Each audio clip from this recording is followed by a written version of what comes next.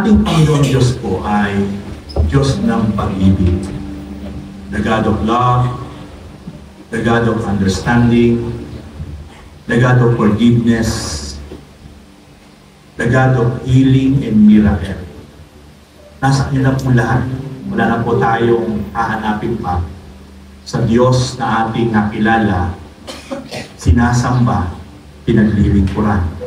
The Almighty God in heaven, the God of Israel, the God of Abraham, Jacob, and Isaac, the God of David. At ito din po yung Diyos nating lahat. Pero sa kabila po na ang Diyos natin ay Diyos ng pag-ibig, Diyos ng pagpapatawad, sa umaga pong ito ay ito po yung aking ituturo ngayon sa inyo. Sa umaga pong ito, kahit po pala sa Diyos ng pag-ibig, Diyos ng kabutihan, pero meron din po pala siyang ayaw. Meron din po pala siyang ayaw na makita sa bawat isang taong kanyang nilikha sa ibabaw ng lupa. Ano po ito? Yan po yung ating topic ngayon. It's about the 7 things that the Lord hates. Doon sa Tagalog po, ang binanggit po doon sa alin ay kinamumuhian, kinasusuklaman. Ang 7 bagay na kinamumuhian at kinasusuklaman ng Diyos sa bawat isang taong nabubuhay sa ibabaw ng mundo. Kaya napakahalaga po na maunawaan at malaman po natin ito sapagkat akala po natin ang Diyos po ay Diyos lagi ng pag-ibig, pagpapatawad, kabutihan. Tama po yun. Talagang napakabuti ng Diyos. Talagang punong-puno po siya ng pag-ibig, punong-puno po siya ng pagpapatawad. Pero dapat po nating makita at maintindihan na ang Diyos din pala ay meron siyang mga bagay na kinamumuhian na ayaw niya nakikita sa bawat isang tao.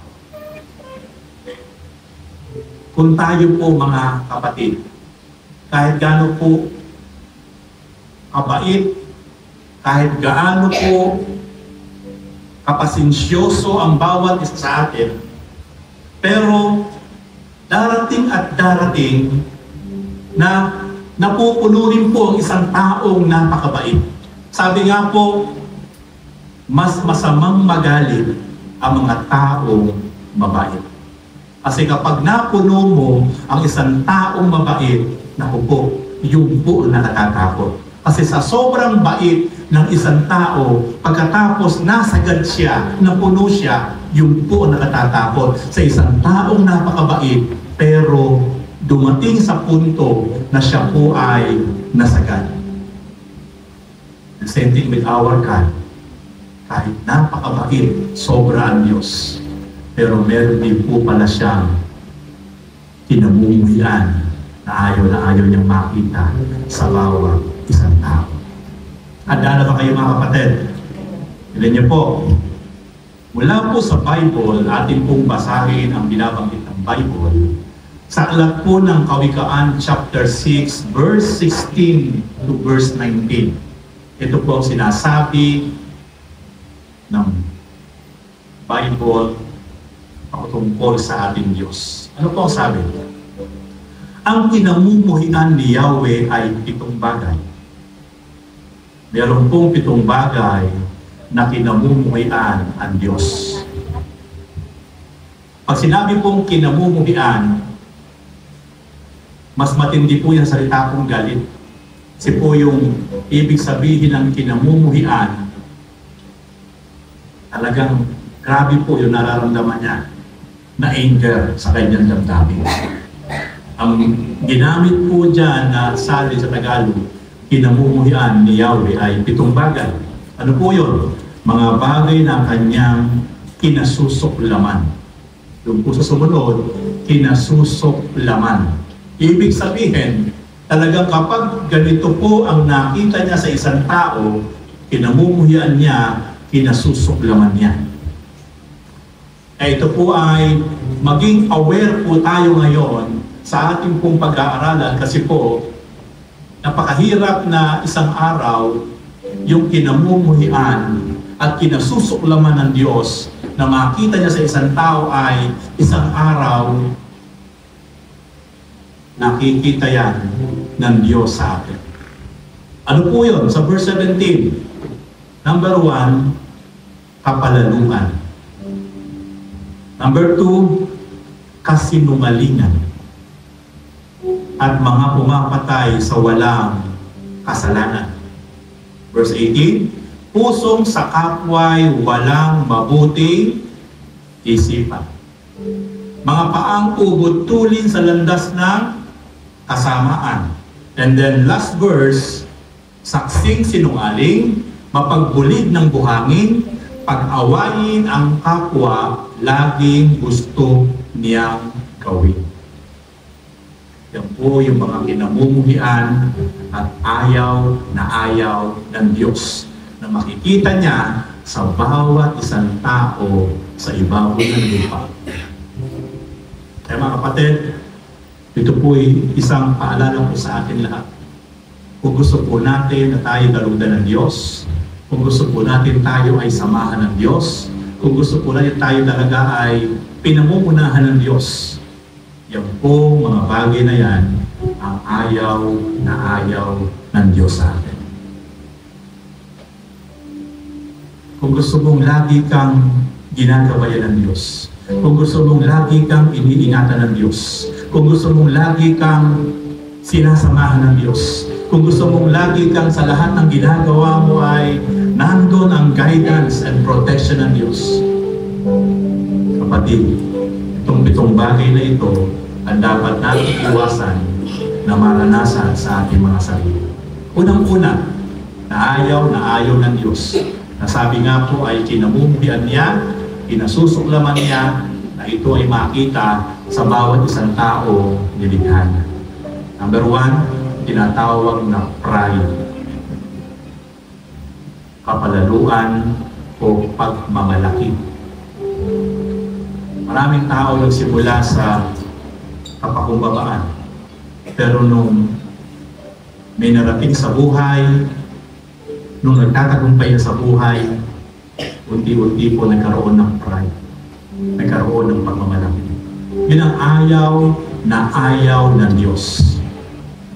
Ano po ang sabi sa Kawikaan chapter 3 verse 34? Ang mga palalo'y kanyang kinasusuklaman. Ngunit kinagigiliwan ng may mababang kalooban. So makikita po natin na talagang yung mga taong palalo, yung mga mapagmataas, yung mga mapagmalaki, ay talagang kinasusuklaman ng Diyos. Pero yung mga taong mababa, mapagpakumbaba, kahit ano yung nararating sa buhay, kahit ano yung sitwasyon sa buhay, kahit ano yung na-achieve sa buhay, nananatili nakasaya ng paa sa lupa. Tumapon na sinasabi ng matatanda, na panatilihin mo nakasaya ng paa mo sa lupa kahit anong tagumpay ang marating mo sa buhay, sapagkat hindi ka pagpapalain ng Diyos kapag ikaw ay naging palalo, naging mapagmalaki. Yan po yung mga payo ng matatanda ng araw. At yan po pala ay sinabi ng Diyos, binanggit ng Diyos sa kanyang salita. Tama po yung mga payo ng ating mga ninuno, ng ating mga magulang, ng ating mga lolo't lola noong unang panahon pa. Ayaw nila na tayo po'y dumating sa point ng ating buhay na tayo pinagtagumpay na, nakarating na po sa urok ng tagumpay sa buhay, pero isang araw makita po nila tayo po ay nagmamalaki na. Kaya sabi po ng Diyos, ang mga palalo'y kanyang kinasusuklaman.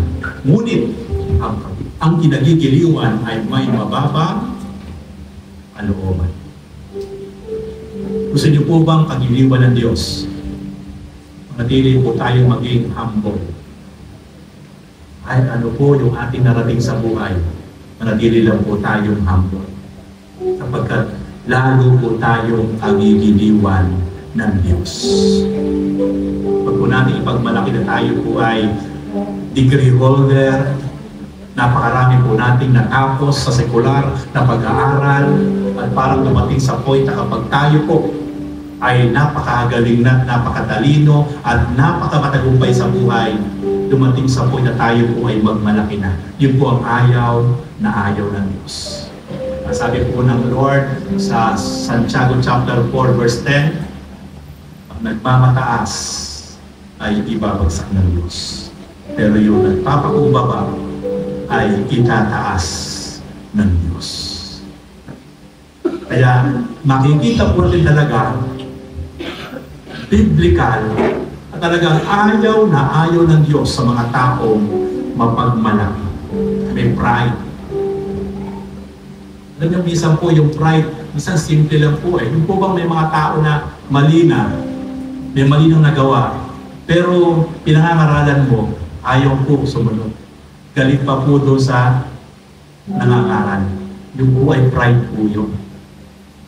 Kaya, mapalad ang mga taong marunong makinig ng tamang payo. Mali na siya.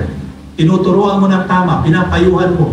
Pero sa halip na sumunod, galit pa doon sa nagtuturo.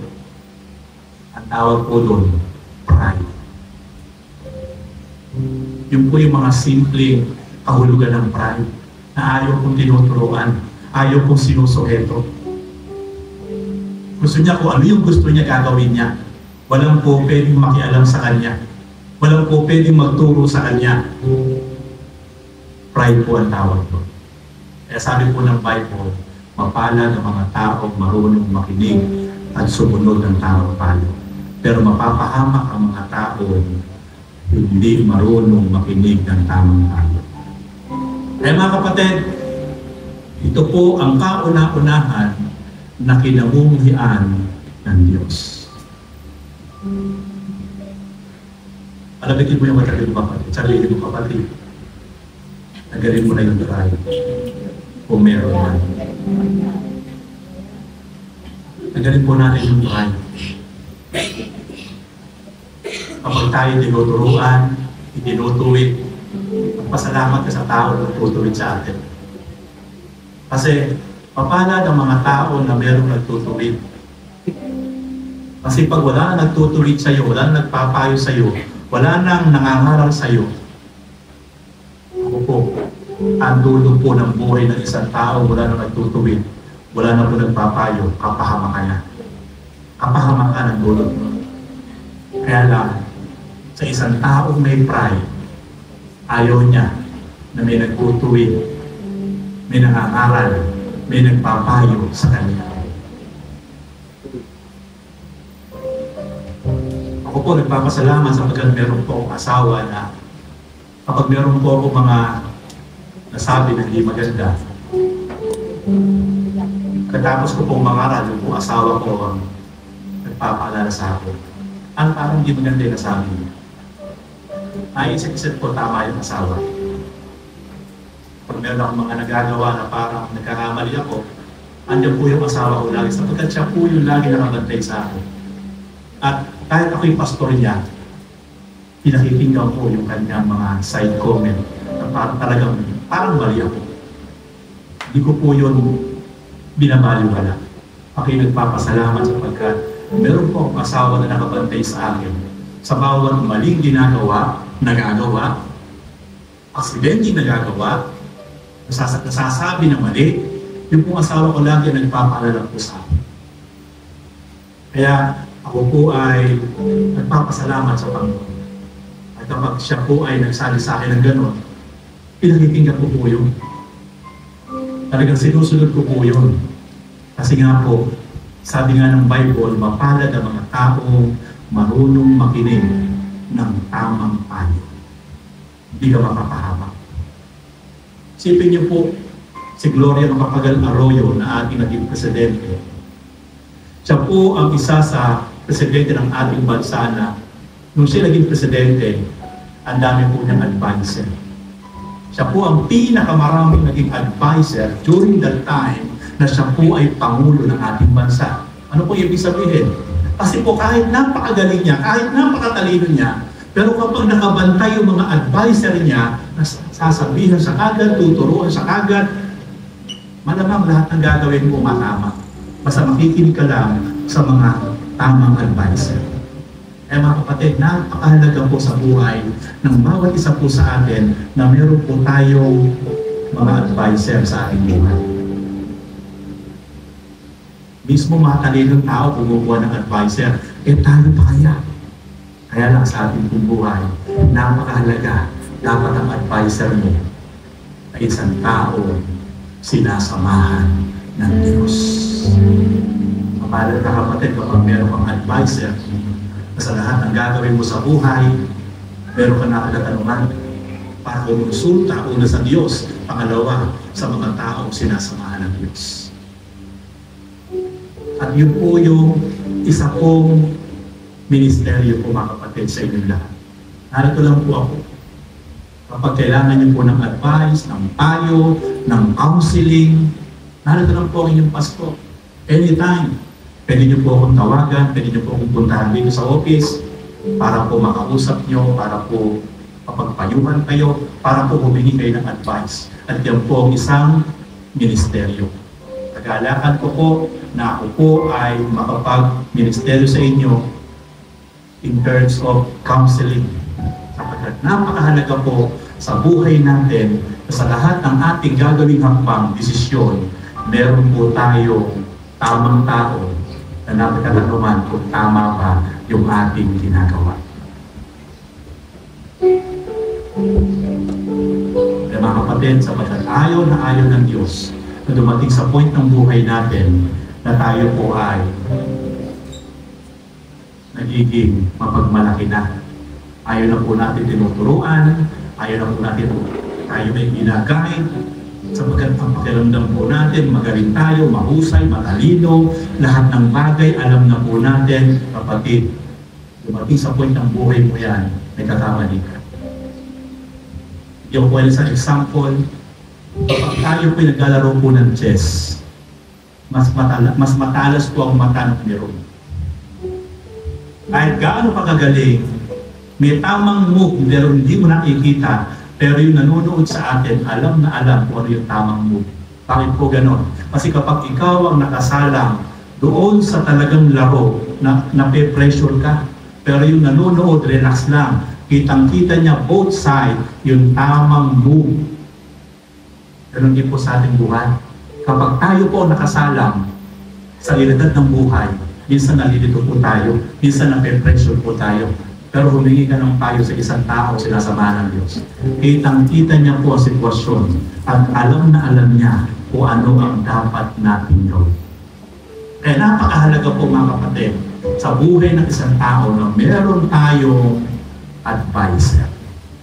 Ako po bilang pastor na, una sa lahat, si Lord ang aking po kinukonsulta. Pangalawa, ako po ay lumalapit sa mga kaibigan kong pastor. Kapag kailangan ko po talaga mag-desisyon at parang nahihirapan ako, kailangan kong kumonsulta, kailangan ko ng advisor.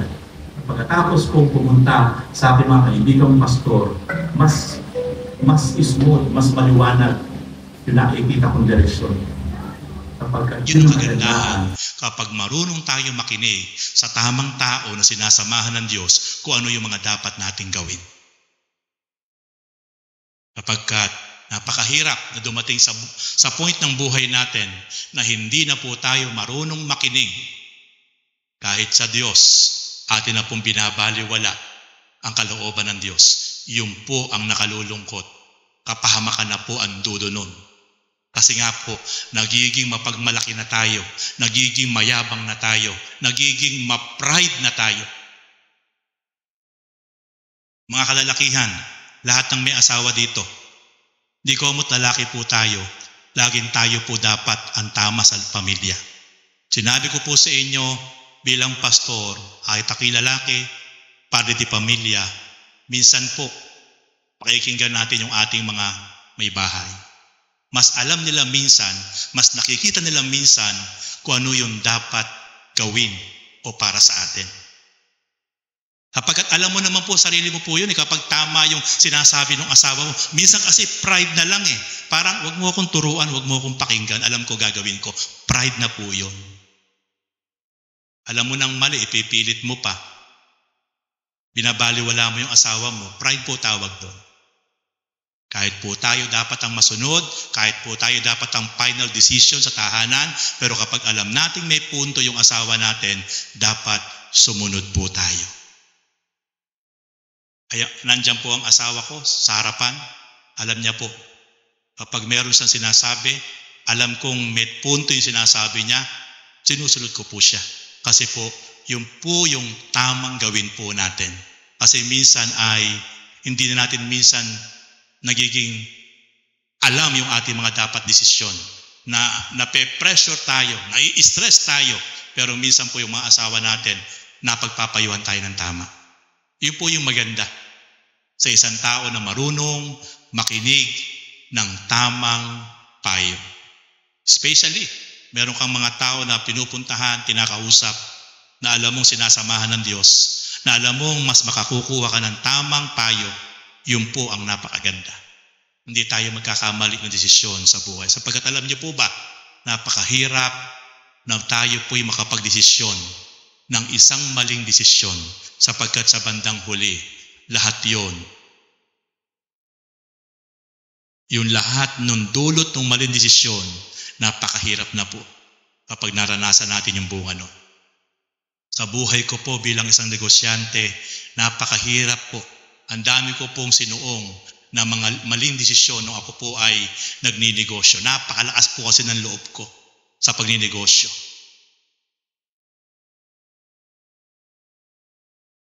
Minsan po hindi ko na po nakukonsulta yung asawa ko during that time. Kung ano yung gusto ko, kung ano yung dapat gawin, ginagawa ko.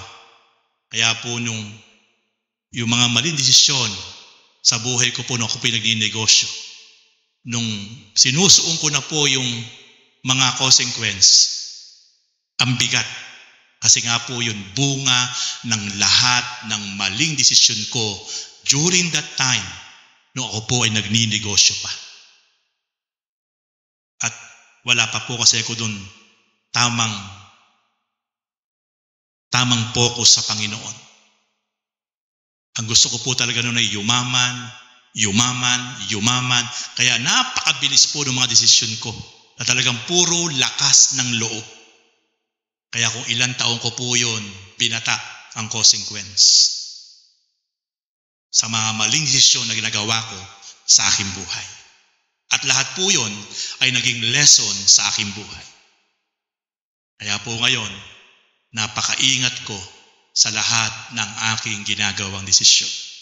Kababad sa panalangin, humihingi ng mga signs, sapagkat ayoko pong magkamali sa mga gagawin kong desisyon. Yun po ang gusto ng Diyos sa ating lahat.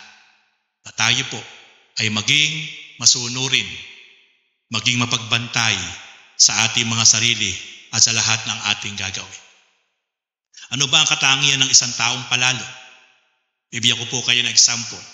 Sa Luke chapter 18 verse 9 to 14, may dalawang klaseng lalaki na pares pumunta ng templo. Ito yung ayon sa kwento ng ating Panginoon. At dito makikita po natin yung isa po ay palalo, yung isa po ay talagang natutong magpakumbaba sa harapan ng Diyos. At yun po ang kinalugdan ng Diyos. Ano po ang sabi ng Luke chapter 18 verse 19 to 14? Sinabi rin niya ang talinghagang ito sa mga tao, ang tingin sa sarili ay matuwid at tumahamak naman sa iba. May dalawang lalaki pumanhik sa templo upang manalangin, ang isa ay Pariseo at ang isa naman ay publikano. Tumindig ang Pariseo at pabulong na nanalangin ng ganito, O Diyos, nagpapasalamat ako sa iyo sapagkat hindi ako katulad ng iba na mga magnanakaw, mga mandaraya, mga mangangalunya o kaya katulad ng publikanong ito. Makalawa ako nag-aayuno sa loob ng 1 linggo, nagbibigay ako ng ikapu ng lahat kong kinikita. Samantalang ang publikano ay nakatayo sa malayo at hindi man lang makatingin sa langit, kundi dinadagukan ng kanyang dibdib at sinasabi, O Diyos, mahabag po kayo sa akin na isang makasalanan. Sinasabi ko sa inyo, ang lalaking ito'y umuwing kinalulugan ng Diyos, ngunit hindi ang isa sapagkat ang sino mang nagpapakataas ay ibababa at ang nagpapakababa ay itataas. At niyo po yung example ng isang taong ma-pride. Yung Pariseyo. Pag sinabi pong Pariseyo, tagapanguna, leader ng church, tagapagturo ng salita ng Diyos, laman ng church, laman ng simbahan. Ano po sabi niya nung siya pumarik sa templo? O Diyos, nagpapasalamat po ako sa inyo sapagkat hindi ako katulad ng taong ito. Mangangalon niya, magnanakaw. Lagi po sa nakatingin sa kasalanan ng kanyang kapwa. At pagkatapos niyang sumbatan yung mga taong makasalanan, sabi niya, ako'y nagpapasalamat, Lord, sapagkat ako po'y nag-aayuno sa loob 2 beses ang linggo. Ako po'y nagbibigay ng ikapo sa lahat ng aking kinikita. Ako po ay nananalangin, ako po'y nag-aayuno. Ipinagmamalaki niya po ang lahat ng kanyang ginagawa. Wala naman pong masama sa lahat ng kanyang ginagawa. Tama po lahat yon. Pero po ang hindi kinaludan ng Diyos, ipinagmamalaki niya po sa Diyos lahat ng kanyang ginagawa, samantalang hinuhusgahan niya, kinukondem niya yung kanyang nakasabay na lalaki na makasalanan. Yun po ang ayaw na ayaw ng Diyos. Na tayo po'y may ginagawang tama at mabuti sa kanyang harapan, pero yung mga tao sa paligid po natin, hinahatulan natin, idinadjudge natin, kinukondem natin, yun po ang ayaw na ayaw ng Diyos. Yung mga taong makasalanan sa paligid po natin, mga kapatid, dapat tayo po ang ginagamit ng Diyos para sila po ay ipinagpipray, para sila po ay sinesharean, ini-encourage, para tayo po ay nagte-testify kung paano po tayo binago ng Diyos. Tayo po dapat ang meron pong compassion sa kanila na dapat po sila talaga inaakay natin, dalhinhin natin sa tamang pananampalataya. Dalhin po natin sa ganitong tamang pagsamba para po sila makapakinig at maranasan po nila ang kapangyarihan ng Diyos para sila mabago. Hindi dapat natin silang i-condemn, hatulan at husgahan sapagkat ayaw na ayaw yun ng Diyos. Kasi ang Panginoon, yung babaeng nahuli sa pangangalon niya, hindi niya po ito hinusgahan, hinatulan. Pinatawad niya po ito at ang sabi niya, humayo ka, magsisi ka, talikdan mo ang iyong kasalanan at magbalik loob ka sa Diyos. Yun po sinabi niya sa isang babaeng nahuling nangangalon niya. Samantalang yung mga Pariseyo, yung mga eskriba na nagbabanal-banalan, naglilinis-linisan, sabi ng mga ito kay Jesus, patayin yan. Sapagkat ayon sa kautusan ni Moises, ang mga nahuli nangangalon niya ay dapat mamatay. Yan ang kaparusahan. Pero ang ating Panginoon, hindi sila pinakinggan ng Panginoon. Bagamat may nakasulat nga sa kautusan na sinulat ni Moises.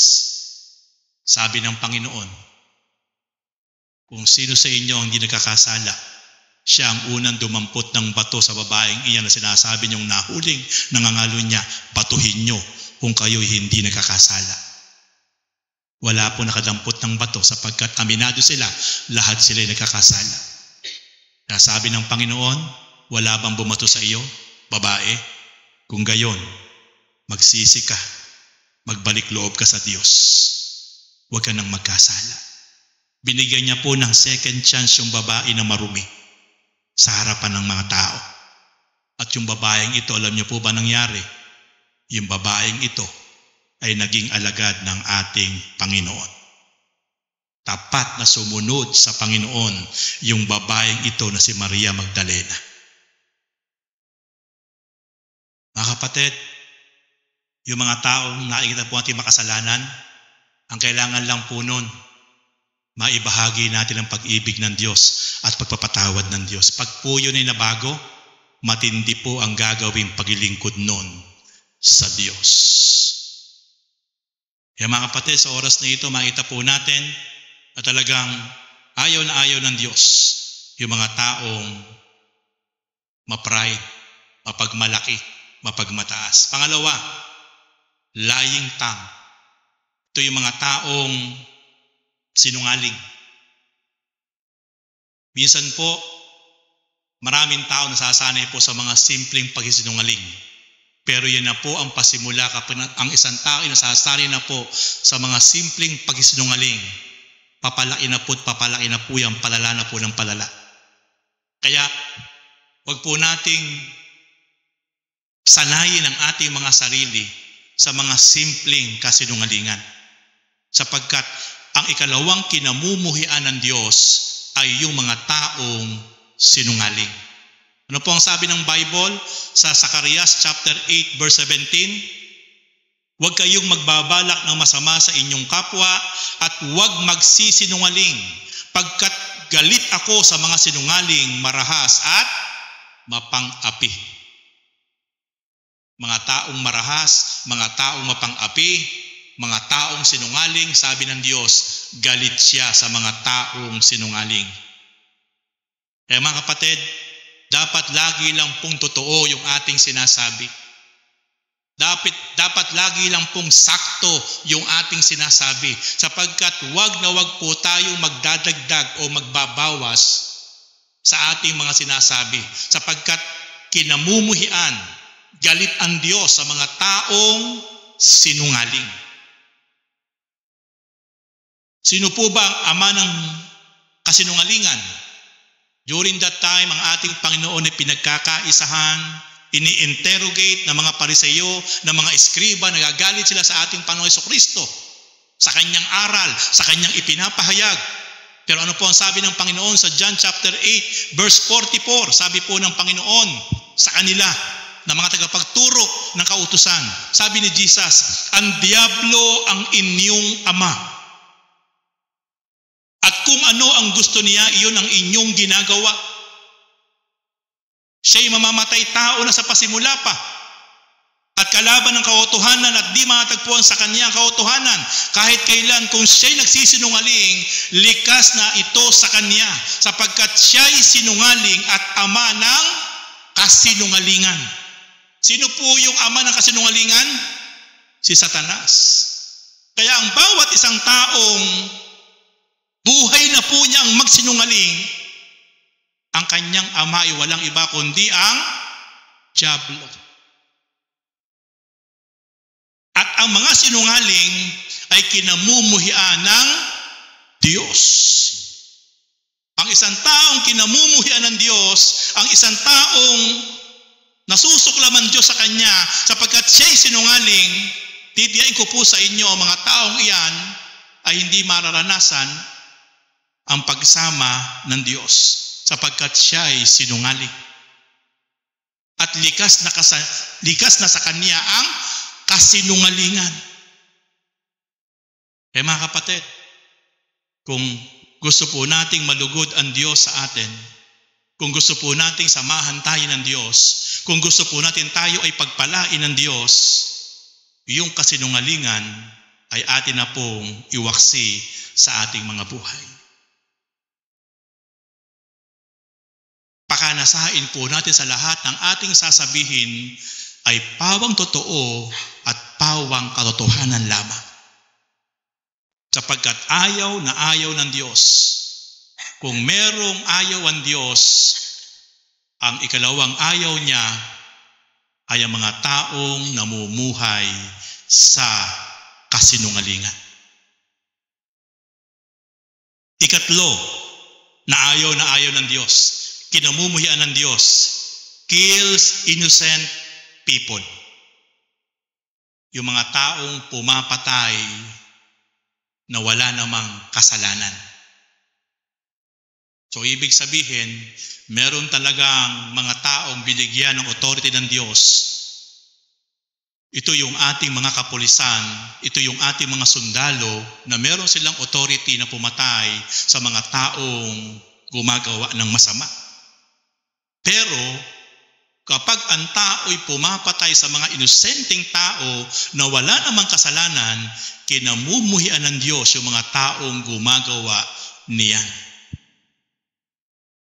At niyo po yung nag-viral sa social media, yung pong mag-asawa na beauty product online seller at taga Pampanga.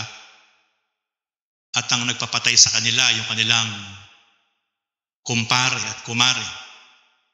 Dahil sa inggit, dahil sa utang.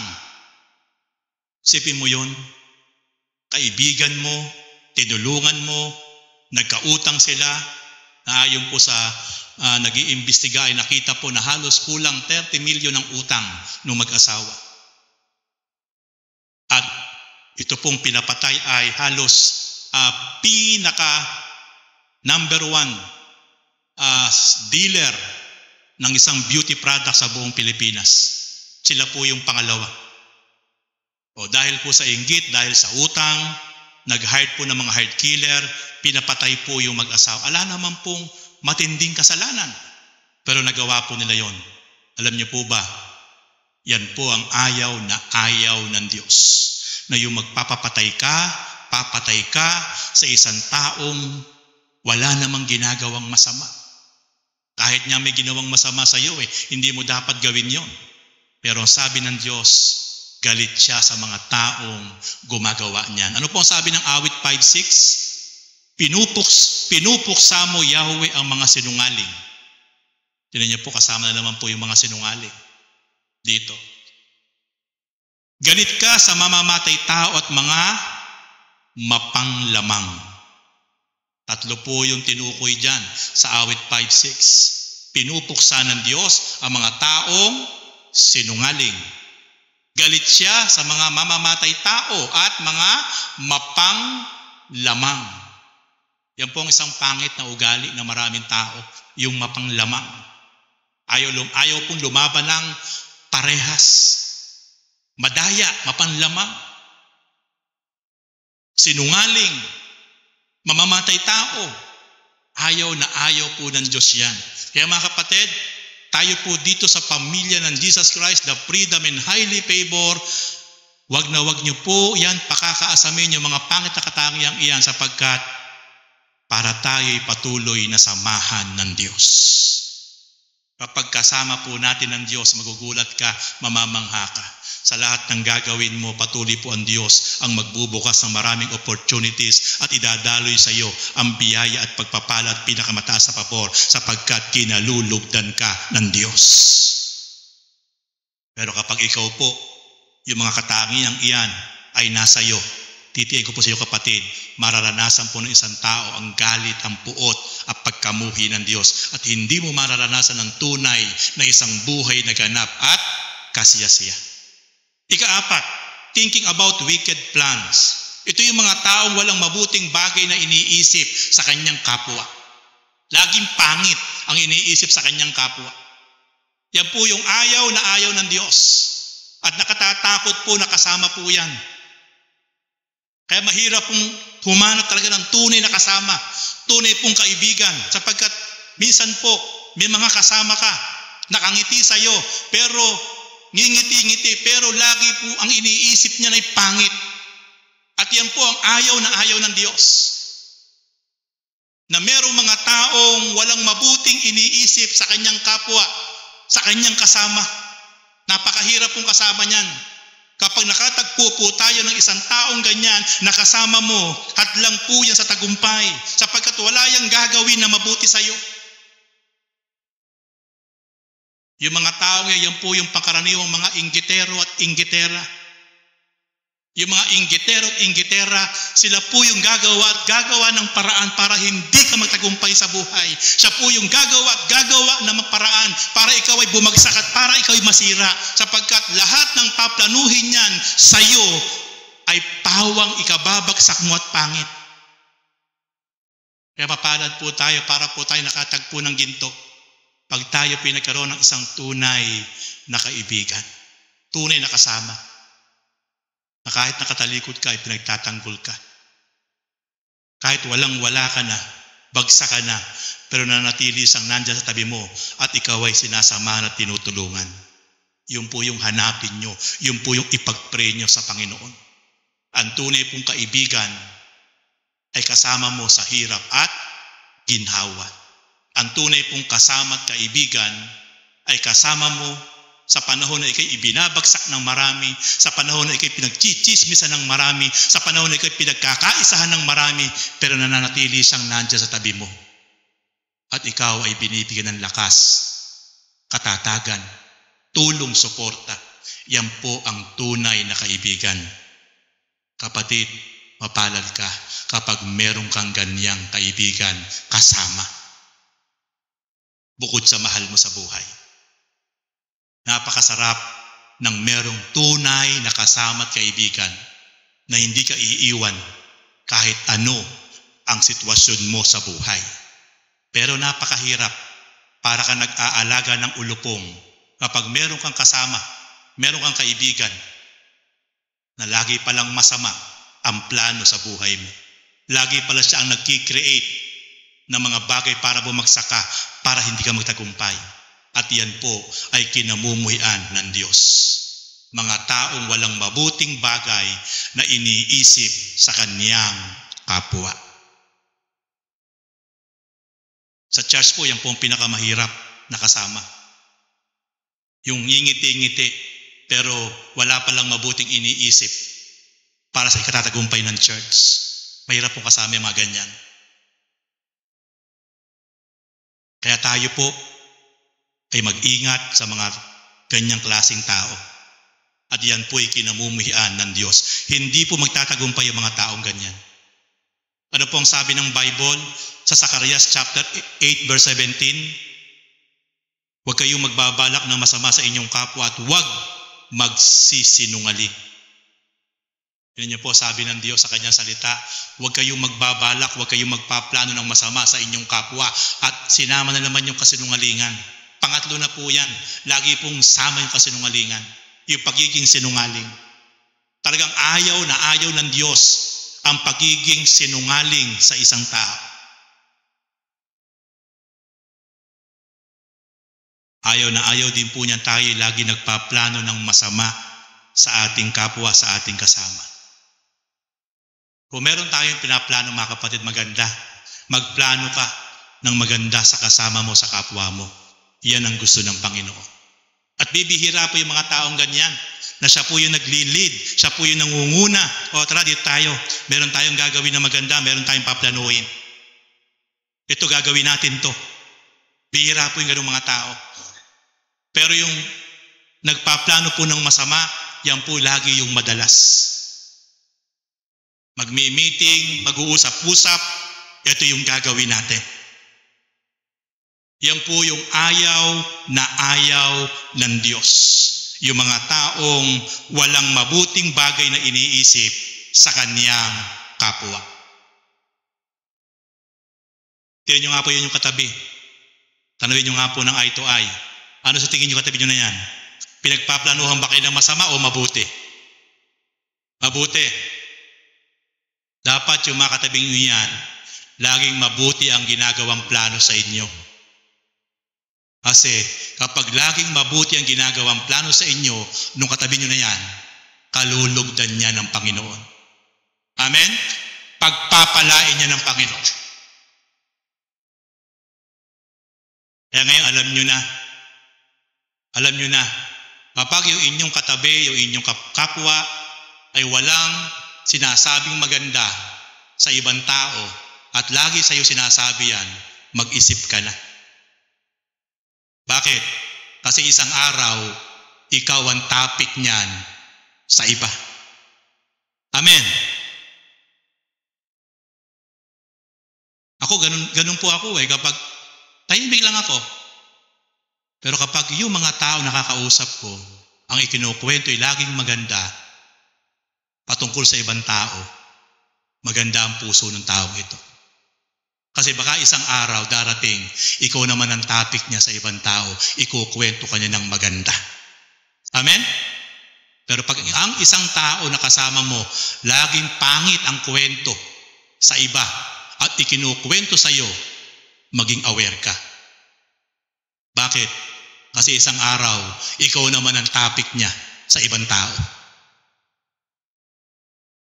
Ayaw na ayaw ng Diyos sa mga taong walang iniisip na maganda sa kanyang kapwa. Ikalima, feet that quick in doing evil works. Mga paang ubod-tulin sa pagpunta at pagdako patungo sa kasamaan. Ayaw na ayaw ng Diyos. Pagpag nyo nga yung mga paa nyo, wala ba ba kayo mga paa? Yung mga paa nyo na yan, laging tinitingnan ng Diyos.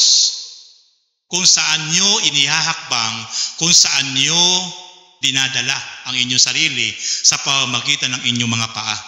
Kasi ayaw ng Diyos na nakakakita sa ng mga tao na yung mga paang iyan ay ginagamit natin papunta sa mga lugar sa paggawa ng kasamaan. Alam niyo po ba ngayong araw ng linggo, maraming paa nasa kasino. Tama, mali.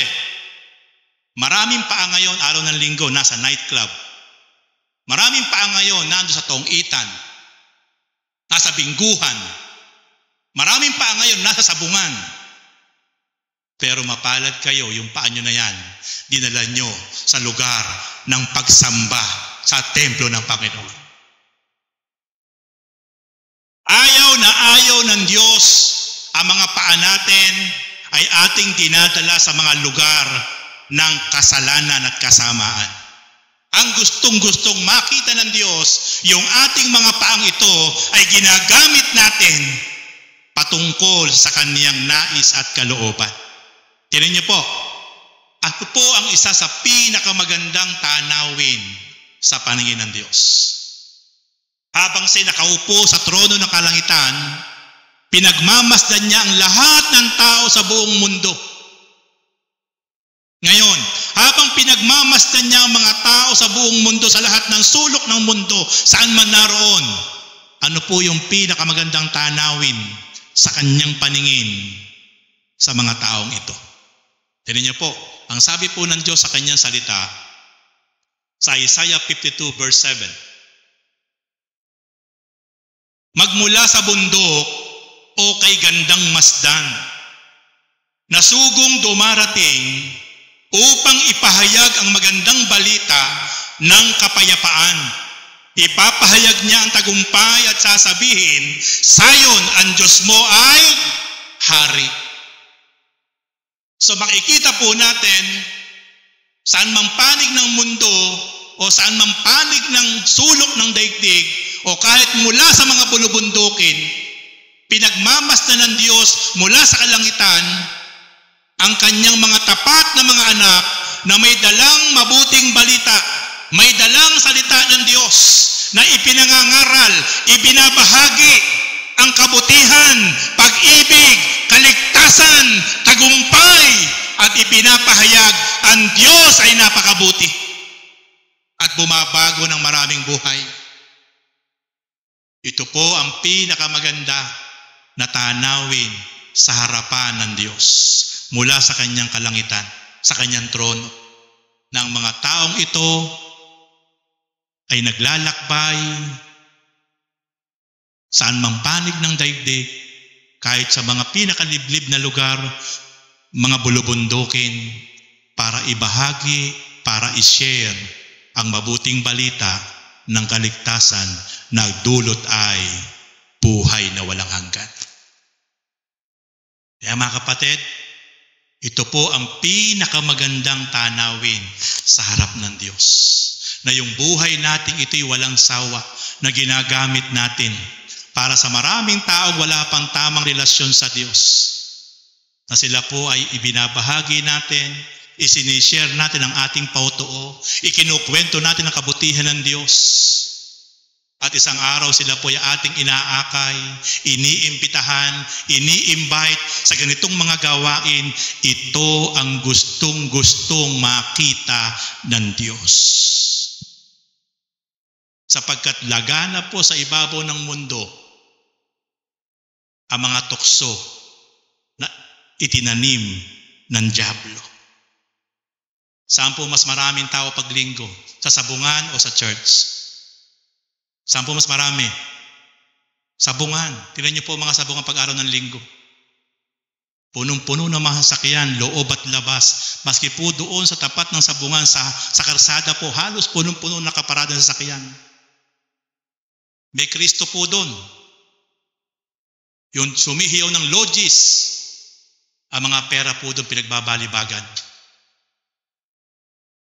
Nagsisigawan po sila doon. Naghihiyawan. Buhay na buhay yung pag-worship po nila doon. Yan po ang strategic plan ni Satanas na ang mga tayo mawala ng panahon para sa Diyos, kundi para lang sa mga pansariling gusto at naisin. Pero mapalad ang mga tao na iniiwan, isinasara ang mga hanap buhay paglinggo. Kinakancel ang mga appointment, imbitasyon, sapagkat alam niya ang kanyang ipapriority ay para ibalik ang papuri at pasalamat sa Diyos. Na kung saan sa buong isang linggo naintindihan niya na may nag-ingat sa kanya at may pumatnubay, may nagpala kung bakit siya malusog, kung bakit siya malakas, kung bakit tinatamasa niya ang mga bagay na meron siya. Alam niya nga nagsusupply noon ay walang iba kundi ang Diyos na makapangyarihan sa lahat. Kaya worth it sa unang araw ng isang linggo, ang araw ng linggo, ang Diyos ang kanyang uunahing pasalamatan, sambahin, parangalan, sapagkat alam niya ang Diyos ang karapat-dapat na sambahin at pasalamatan. Sa unang araw ng isang linggo, walang iba kundi ang araw ng linggo. Amen? Uunahin niya yon. Ipapriority niya yon. Kasi yun ang gusto ng Diyos. Kaya mga kapatid, yan ang gustong-gustong makita ng Diyos. Kung saan natin dinadala yung ating mga paa na ito, yung ating mga panyapak na ito. Kung saan natin excited tayo na gumayak, lumakad, tumako sa mga lugar na kung saan nandoon ang presensya ng Panginoon. The Lord said in the book of Matthew 18 verse 20, the Lord said, "For where 2 or 3 gathered together in my name, I am in the midst of us." Sinabi po yan ng Panginoon, Matthew 18 verse 20. Saan mang lugar, saan mang dako, na meron nagtitipon, may nagsasama-sama, kahit dalawa lang, kahit tatlo lang, nagtitipon-tipon sila dahil sa akin, sabi ng Panginoon, nandoon ako sa kanilang kalagitnaan. Kaya pansinin niyo po kung bakit kapag tayo umaawit, kung bakit kapag tayo nagpupuri, kung bakit tayo kapag nakikinig ng Word of God, may kakaiba tayo nararanasan kasi kasama natin ang presensya ng Panginoon. Siya po ang may sabi, no? May kakaiba tayong nararamdaman kasi pangako niya yon na kahit saang lugar, kahit saang dako, kahit saang sulok ng mundo, kahit sa bundok, kahit sa kuweba, kahit sa ilalim ng lupa, basta yung mga taong ito nagtitipon-tipon, nagpupuri, sumasamba, nag-aaral ang salita ng Diyos, hindi para sa tao, kundi para sa Panginoon. Ang pangako ni Jesus, nandun ako sa kanilang kalagitnaan. I am in the midst of us. Kaya mga kapatid, ito po ang dulot kung bakit nakakaranas ng kalakasan, kapayapaan, kasiyahan na hindi mo maintindihan. Kasi po, yung divine presence ng Espiritu ng Panginoon ay sumasa ating lahat sapagkat pangako niya po yun. Kaya mga kapatid, wag na wag tayong papayag na yung ating mga paang ito ay idadalin tayo isang araw kapag araw ng linggo sa mga lugar na kung saan wala ang Diyos. Doon po ba sa sabungan nandun ang Panginoon? Wala. Sa kasino po ba nandun ang Panginoon? Wala. Sa mga tong-itan, sa mga bingguhan, nandun po ba Panginoon? Wala. Kaya nga po minsan magulo doon, nag-aaway, nagsisigawan, nagmumurahan kasi wala ang presensya ng Panginoon. Pero sa mga lugar na nandoon ang presensya ng Panginoon, magugulat ka, may himala, may nangyayari sa buhay ng bawat isa. Amen. Praise God. Hallelujah. And then next, ika-anim na ayaw ng Panginoon na makita a witness who tells lie after. Mga saksing sinungaling. Ito po yung mga sumasaksi, mga nagpapatotoo, pero kasinungalingan po ang kanilang sinasabi laban doon sa tao. Ano po ang sabi ng Kawikaan 19 verse 28? Ang saksing sinungaling ay sumisira sa takbo ng katarungan. Ang bibig ng liko ay nagbubunga ng kasamaan. Kaya ito nga po ang sumisira para lumabas ang katarungan kasi po merong mga saksi na sinungaling. Gawa-gawa lang po yung mga kanilang mga sinasabi, mga bayaran sila. Naaatim po nilang sumaksi para pasinungalingan yung kahotohanan. Ayaw na ayaw po ng Diyos na ang isang tao ay nagsasalita against sa isang tao para hindi po lumabas yung katarungan. Ayaw na ayaw po ng Diyos yun, mga kapatid. Kung tayo po isasaksi, ang gusto po ng Diyos, tayo po ay dapat pawang kahotohanan yung ating sasabihin. And then, last point, someone who stirs up trouble among friends. Ito po ang pinakamabigat na makasama sa buhay. At ito po ang isa sa kinamumuhian ng Diyos. Itong mga taong itong ang gusto niyang laging gawin ay pag-awayin ang kanyang kapwa. Lagi siyang gumagawa ng istorya. Lagi siyang gumagawa ng rason. Lagi siyang gumagawa ng issue. Kasi ang kanyang purpose para magkaroon ng kaguluhan, para mawasak ang magandang samahan. Yan po ang trabaho po ng meron talagang mga ganyan tao.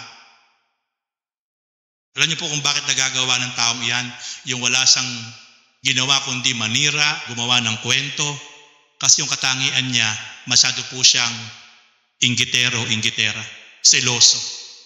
Yan po ang dulot nun. Kaya napakahirap pong kasama sa buhay ang mga taong inggitera, mga selosa, sapagkat gagawa ng paraan niyan para pag-awayin kayo, para masira ang inyong relasyon. At yan po ang ikapitong katangian na kinamumuhian ng Diyos. Pero mapalad po ang mga tao na nagiging peacemaker. Mapalad po ang mga tao na siya po yung nagiging dahilan para mapanag-uli ang nasirang relasyon. Siya po nagiging dahilan para po magkaroon ng pag-aayos, pagkakabati, pagkakasundo sa isang grupo. Yan po ang mga taong napakapalad. Ano po ang sabi ng Matthew chapter 5 verse 9? Mapalad ang mga gumagawa ng daan sa ipagkakasundo sapagkat sila ituturing ng Diyos na mga anak niya.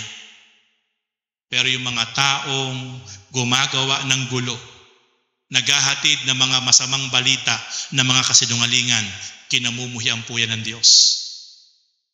Kung yung mga taong peacemaker ay tuturing pong anak ng Diyos, yung po mga taong naghahatid ng kaguluhan, yan po ay kinamumuhian ng Diyos. At ang kanya pong amay walang iba kundi si Satanas. Kaya mga kapatid, ito po yung 7 katangian na ayaw na makita ng Diyos. Sapagkat ito po'y kinasusuklaman, kinamumuhian ng Diyos.